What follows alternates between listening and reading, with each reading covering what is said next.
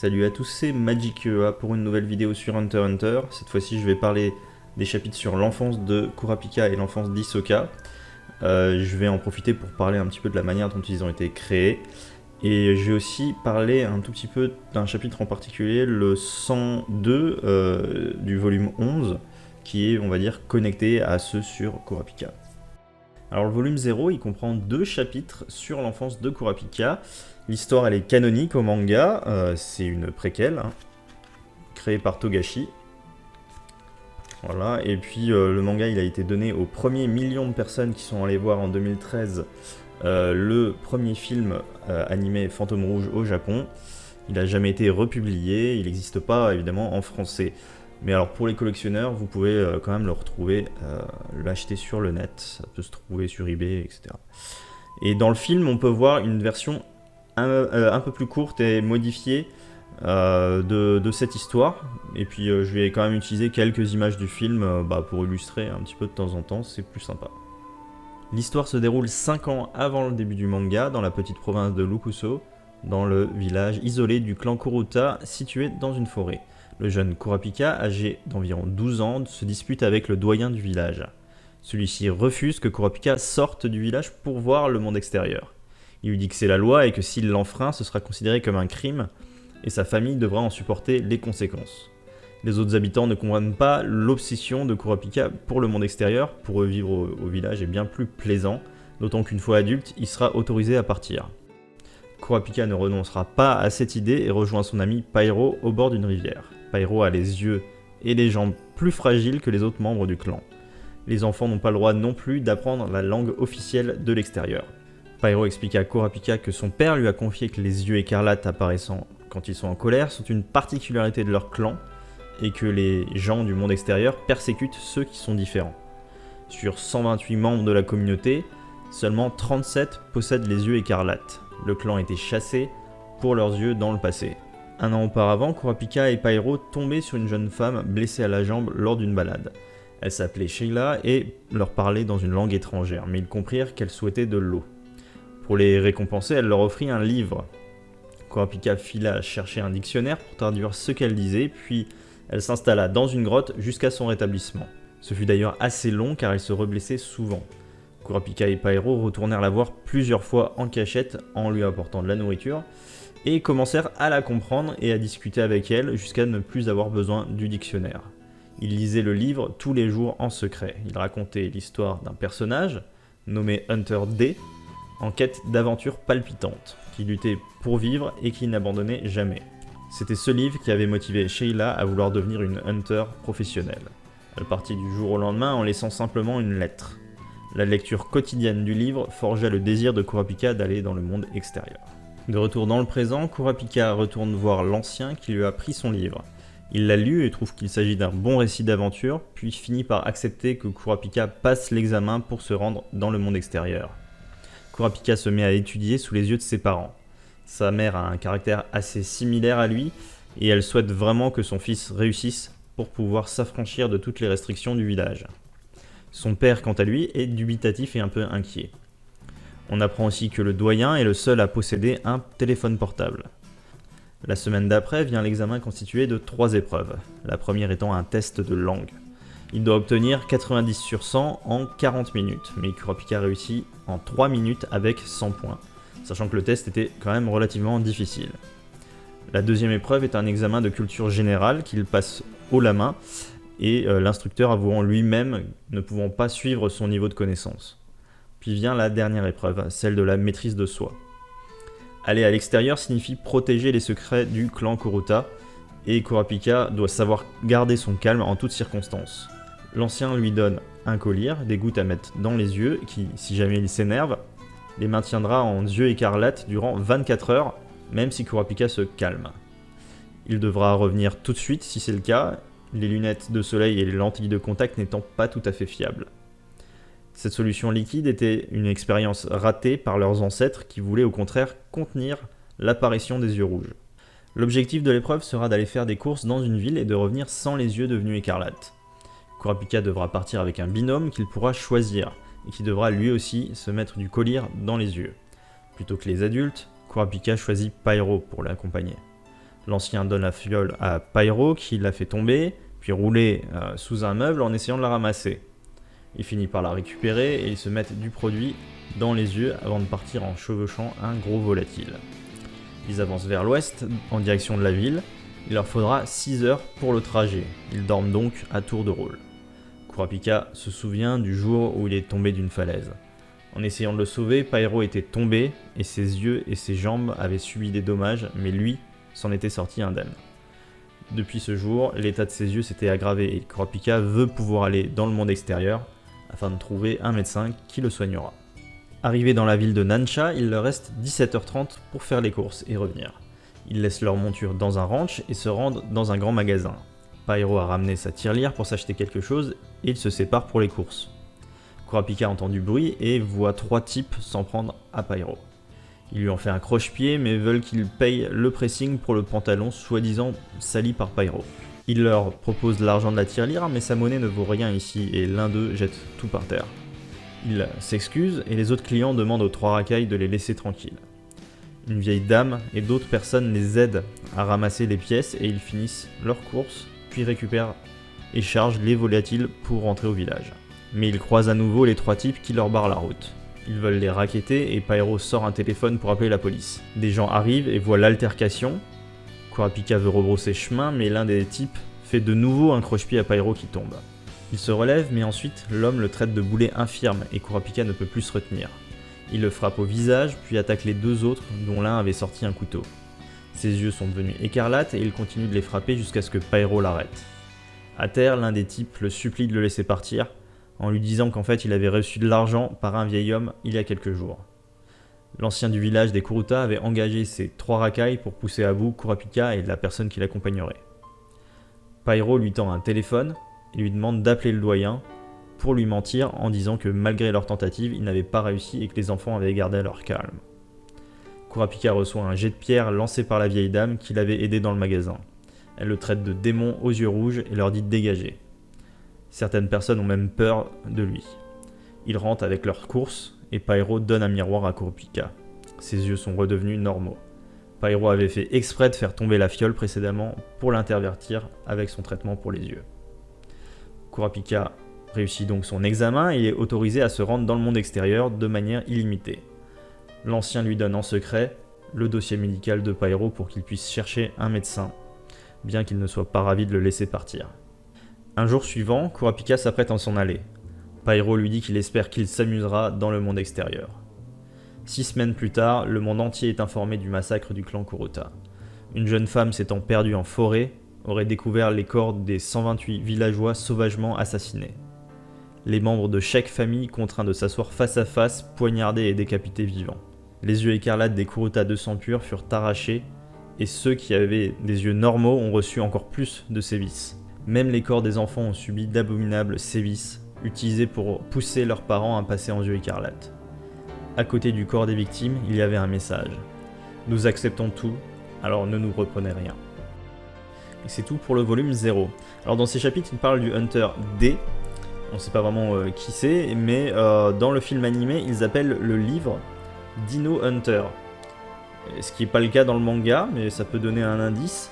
Et peut-être qu'on peut penser du coup à Don Fricks aussi, celui qui est parti sur le Dark Continent il y a très longtemps. Alors comme je le disais, je vais aussi parler du chapitre 102 du manga, qui a été adapté dans aucun des 2 animés.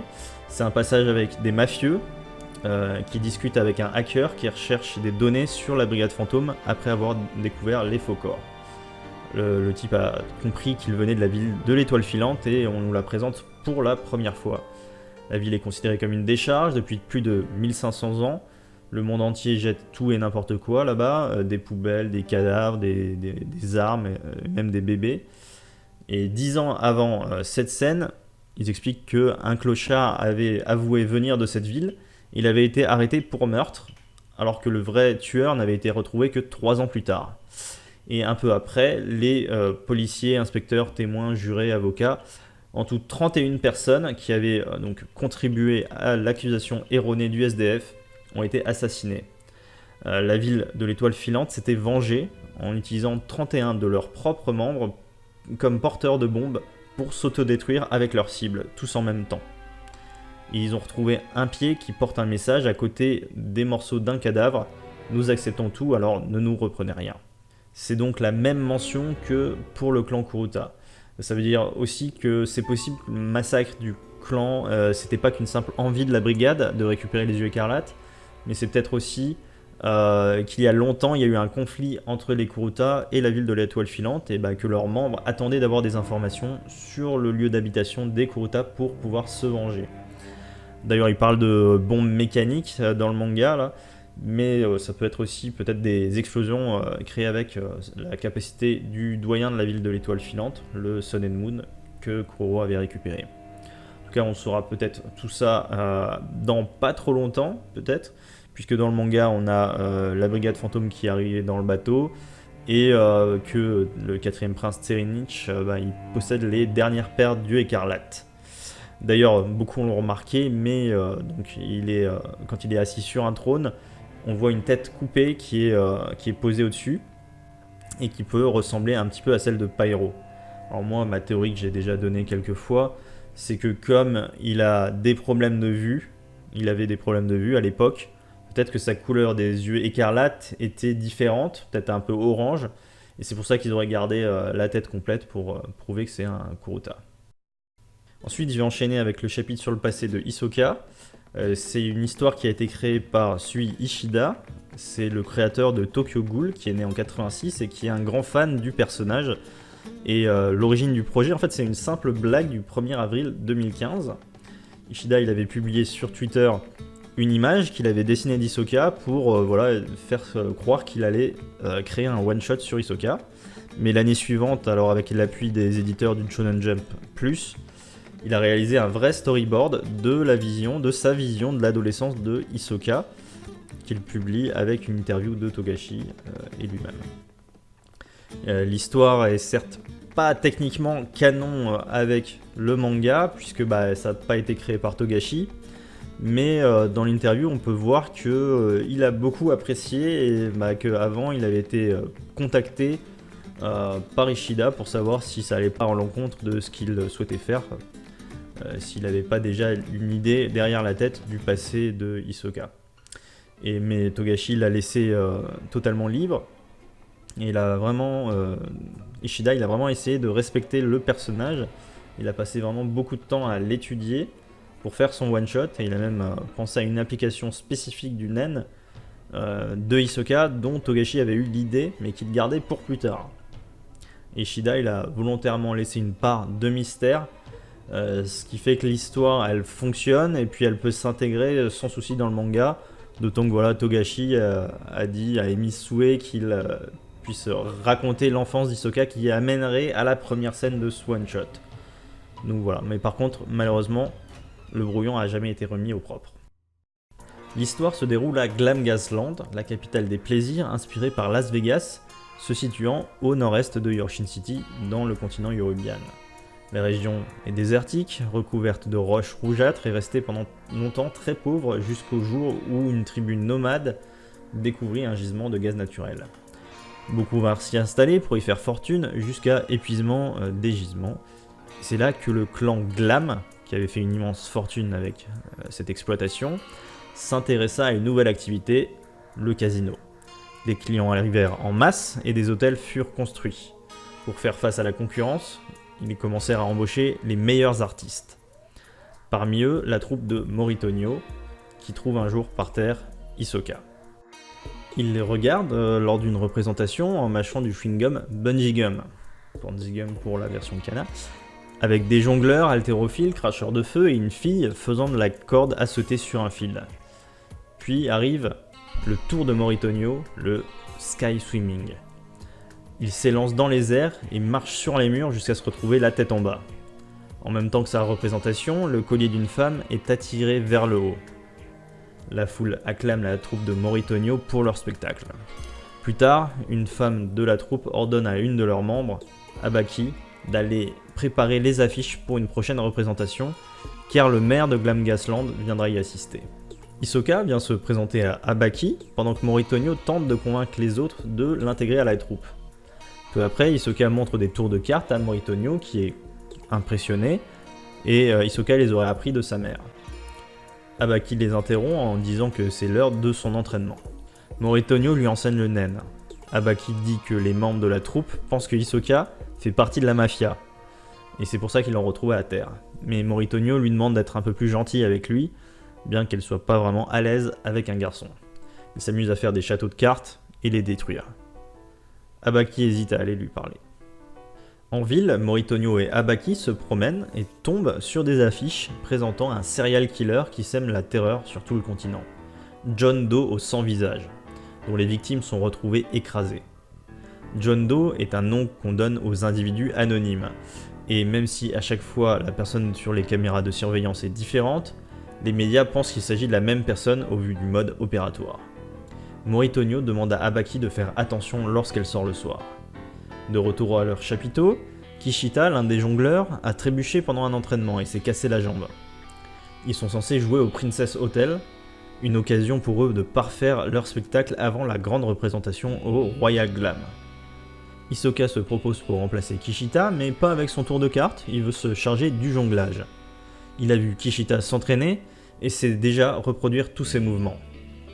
Yasuda, le partenaire de jonglage, s'énerve, mais Moritonio accepte.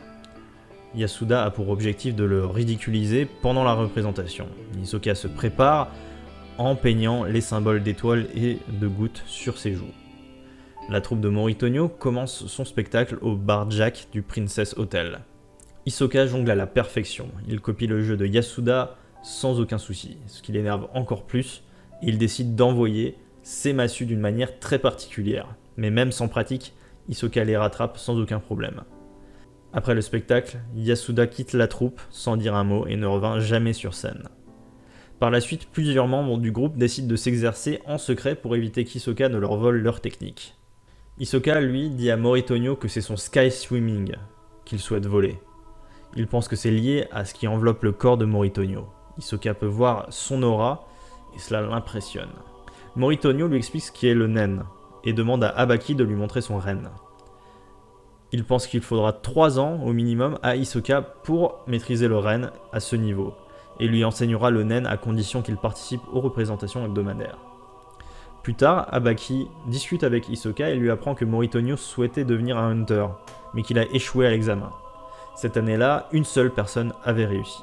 Il n'a jamais renoncé à son rêve et il est à la recherche d'un disciple capable de réussir l'examen. Le rêve d'Abaki est d'exaucer celui de Moritonio en devenant une hunter. En une semaine seulement, Hisoka maîtrise déjà le ten et le ren. Moritonio entreprend donc de leur enseigner le hatsu. Il leur explique le principe des différentes catégories et présente le test de la divination par l'eau. Il leur montre et leur fait goûter l'eau, qui est devenue amère. Il est donc de la transformation. Pour Abaki, l'eau change de couleur, elle est de la catégorie émission, même si elle aurait préféré manipulation. Hisoka fait le test puis fait boire l'eau à Abaki qui la trouve acide. Le goût aussi a changé, il apprend donc qu'il est de la transformation. Ils vont devoir continuer les entraînements, mais avant tout, dans une semaine aura lieu la représentation au Royal Glam. Un jour suivant, Abaki rentre après avoir fait les courses et se trompe de chemin. Elle se retrouve face à un homme qu'elle pense être John Doe en train d'écraser quelqu'un. Elle lui lance sa corde renforcée avec de l'aura qu'il évite assez facilement. Il possède aussi le nen et la frappe au ventre avant que Hisoka n'intervienne en lui tranchant l'œil avec une carte. John Doe s'enfuit et Hisoka et Abaki rentrent voir la troupe. Hisoka va prendre un bain et utilise son nen en jouant avec l'eau. Quelques jours plus tard, il joue le spectacle au Royal Glam Hotel, dont la salle principale peut accueillir jusqu'à 100 000 spectateurs, la plus grande et de loin de tout Glamgasland.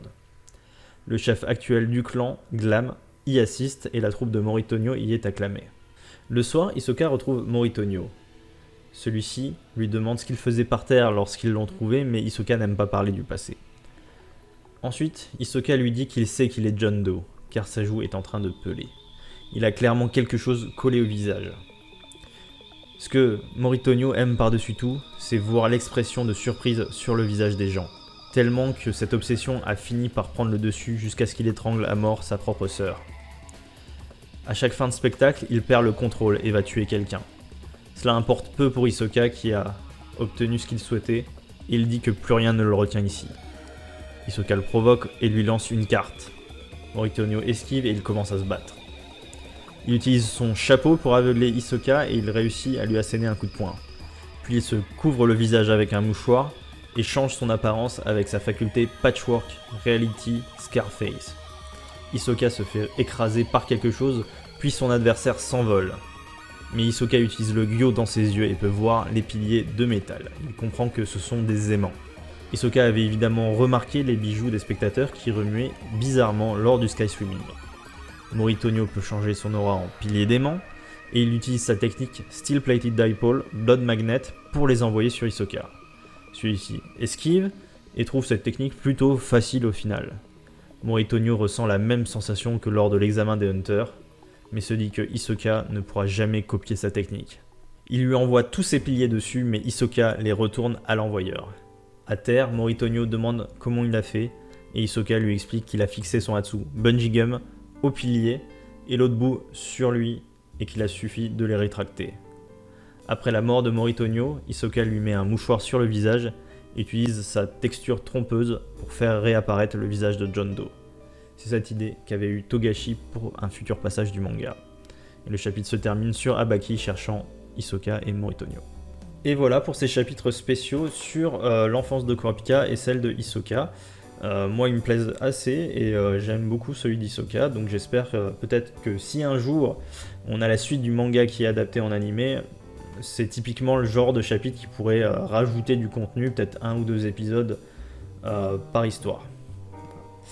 Donc juste pour donner des petites infos sur la chaîne, actuellement on est en septembre 2019, j'ai fait pas mal de vidéos sur Hunter x Hunter cette année, et du coup entre voilà, les résumés, les vidéos sur les cartes de Grid Island, celles sur la taille du Dark Continent qui m'ont pris aussi pas mal de temps, donc là je vais plutôt me concentrer pour un petit moment sur les sagas audio, Hachipowa, voilà ce que je fais à côté. Et quand le manga reprendra, je verrai s'il y a des sujets vraiment qui m'intéressent, je ferai des vidéos discussion pour en parler. Mais comme je disais la dernière fois, je ne ferai plus de review chaque semaine à proprement parler. Voilà. Par contre, il y a des chances que je refasse des vidéos résumées une fois par exemple une dizaine de chapitres sortis. Voilà, et puis merci d'avoir vu cette vidéo et à bientôt. Salut!